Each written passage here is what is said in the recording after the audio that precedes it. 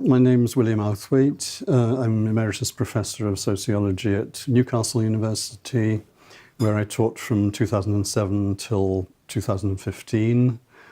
Before that, I was at the University of Sussex for a long time, from 1973 to 2007.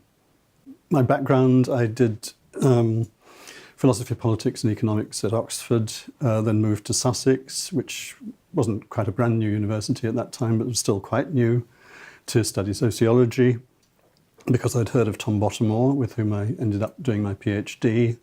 I then started to teach in 1973 and continued till 2007 when I moved to Newcastle.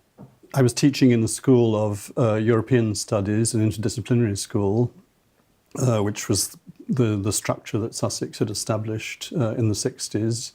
So I was working, spending half my time teaching sociology and the other half teaching European studies to students of anything from French literature to economics, law, what have you.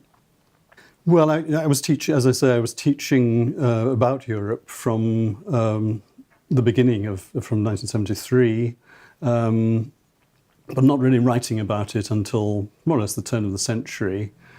Planning a book on European society, which came out in 2008. And then this book is, in a sense, a spin-off from a slightly earlier one called Europe Since 1989. The idea behind that book was that, we're told that in the social sciences you can't have experiments. And what you had in 1989 was a quite massive experiment of, a dozen societies being thrown up in the air. So the challenge was, in a sense, to trace the way where they ended up and to try and explain the processes or the underlying tendencies, at least, behind that. So this book is a more popular attempt to produce a textbook stressing the contemporary aspect of Europe. So the book, Contemporary Europe,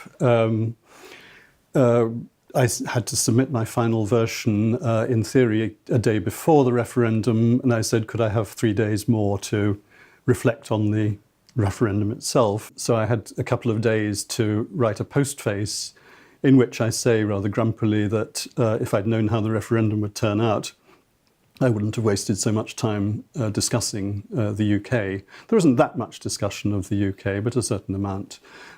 But the purpose of the book, in a sense, was to trace the development of Europe, both in the sense of European integration through the European Union and other organisations, but also in a more informal way through the Europeanisation of European populations and societies.